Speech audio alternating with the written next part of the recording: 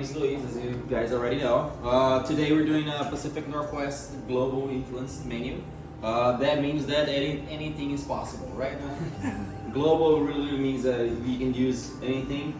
For me, usually what I try to do in these menus is to use my background or where I've been to put into this menu. So we have some Italian influence. We have obviously a lot of Pacific Northwest and American influence.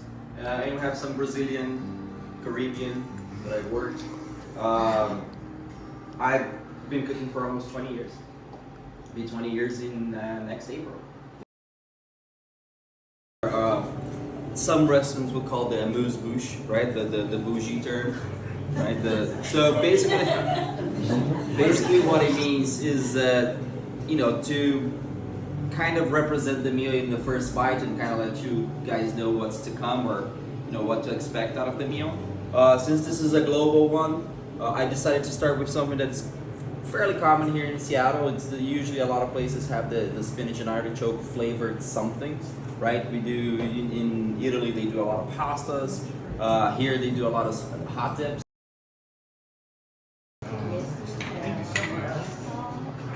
It smells good. Look at that. It smells awesome. Yeah.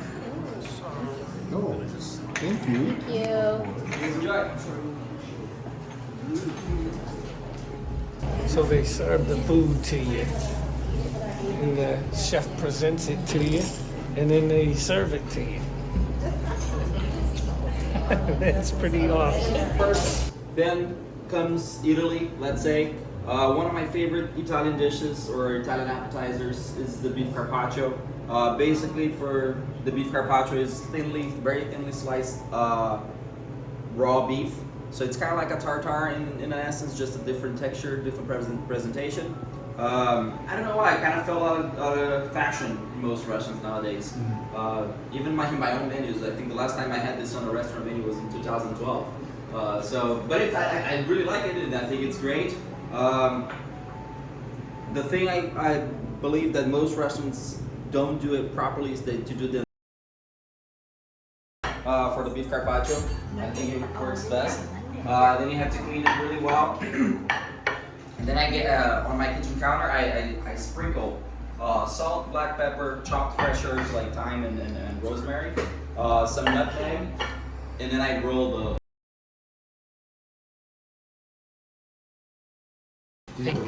Chris, are you taking notes? All right, so third course. Now we're starting on the main courses or more filling or comforting dishes. And I always like to start the main courses with something really comforting, something that really hugs us from the inside. So sometimes I'll do like a pasta or a risotto. In this global menu, or especially when it's really cold outside, I like to do a soup, let's say. And here I think the most emblematic soup, if you can call it, is the chowder, right? The chowders in most restaurants, they all have a version of it. And today I did a smoked salmon chowder with shiitake mushrooms, also to represent, let's say, the Pacific Islanders and Asian influence that it has here in Seattle. And I hope you guys enjoy it. So it's a really straightforward chowder. On the top, there's just a little squeegee of squeebo of English is the second language. Chai oil. Oh, wow. Wow. Wow, that was so good. Yeah. Oh, that was so good. Thank you. Thank you. Oh, it's so pretty. I know. That's good. Thick that is. Look at those big pieces of You salmon. might want to just, I bet you it is. And the mushroom. Is it getting better? So they don't really want to help you run your house. Repeat a lot of times. Right, so second main course, I always like to do a little more substantial protein, let's say. And one of my favorite proteins to work with is pork. The region I'm from in Brazil is in the middle of the country, so we don't have ocean access, let's say. So not a lot of fish or seafood. But we do work a lot with pork. And for me, one of the most underrated cuts of the pork is the pork tenderloin, or the fillet, right? So this dish is actually quite old in terms of conception. The It's been since I worked in the Caribbean in 2014, kind of in different shapes and forms and presentations. Thank you, Chris. Number 4. Thank you. Thank you.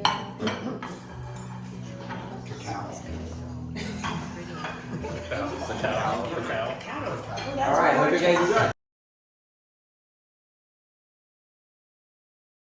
Versus, I like to save space for 2 desserts. I think that most times when we go out to eat, we barely have room left for 1 dessert, so most times we end up sharing. So I like to save room for 2. So we deserve it, right? Let's keep the space for the good stuff as well. So this one is a lighter dessert, let's say. But since we do 2, I like to start with one a little bit lighter in sugar content, let's say. And this one was inspired by a couple of different places, right? So Spain, really kind of famous for cooking with wine and also a little lighter. It's so good. That is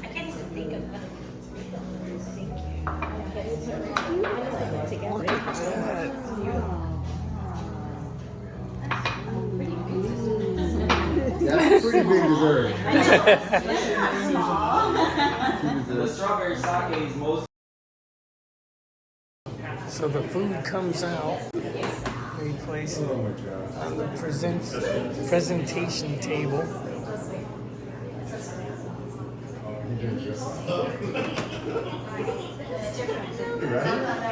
Let's put it this way. It's a little tiny place. This is how big it is. And we normally these 2 aren't here, but we messed up in the counting, so they graciously let us go. All right. Last course. Oh. Burguys is off, and he's like. All right. So last course, it started off as being a tiramisu, and then it ended up being a cheesecake kind of a thing, and kind of the cheesecake met a tiramisu, and they made a baby. So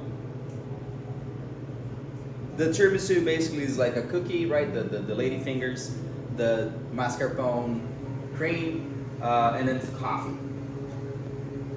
The cheesecake is the cream cheese, right? That similar to the mascarpone, some cookie and then some syrup or some sauce.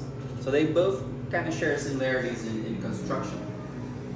So what I did the cheesecake.